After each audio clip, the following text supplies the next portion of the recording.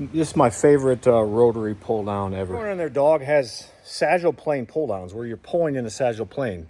There are very few good frontal plane pull downs, and I kind of mentioned in a couple other videos that a frontal plane pull down movement is crucial. It's huge, and nobody's talking about it in the industry because we're all obsessed with this crazy get your lat here and your lat here and your elbow here and this sagittal plane pull down, which is fine. But I'm telling you, you're missing out if you don't have a frontal plane pull-down machine and or movement in your back program. So this is the cross-axis tech pull-down. I featured this before. I did a review of it before, maybe a year and a half ago. Recently added some cool handles. Check this out. What makes this piece phenomenal to start with is the stretch. The stretch and the way the leverage is, it's super heavy at the end. So it will stretch your lat fibers unlike any other lat pull down that I know of because of how that leverage sits and how the handles are angled. What I found is playing around with it, these new handles I added, you can do a behind the head rotary pull down. So look at the angle. You're going to see the angle. I'm going to pull down. It's not straight sideways. It's slightly turned. And it just hits the teres, the rear delt, the upper and even the lower lats, just unlike anything else. See, I added some angled handles facing in and angled handles facing out. You can see how they're angled up. Specifically, they're angled up kind of in correlation with his original handles. This is the original handle, this is the original handle.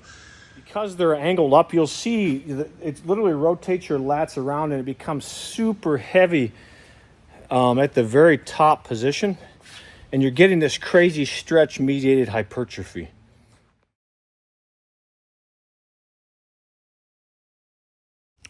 So after using this for a while, I've learned to actually prefer using the machine facing out to facing in, and these added handles I placed just make it phenomenal. So this is my rotary face out behind the neck pull down.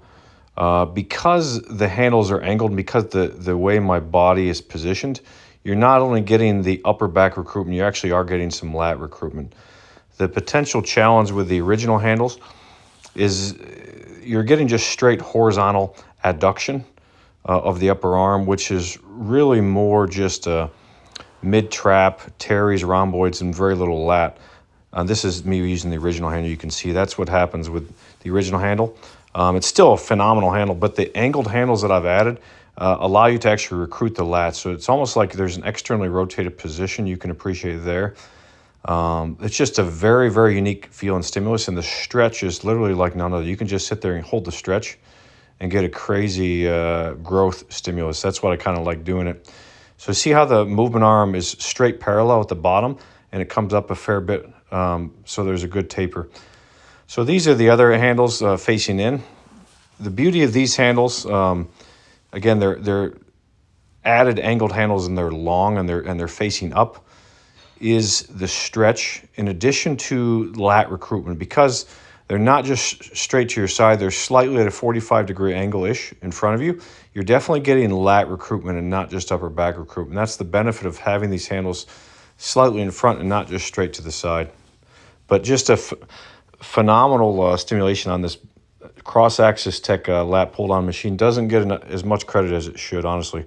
Let me know what you guys think. Nathan Clark, Domination Nation. Jim, hey, I got some awesome other machines I recently refurbed. A lot of these pull-downs you guys aren't going to want to miss. They're legendary.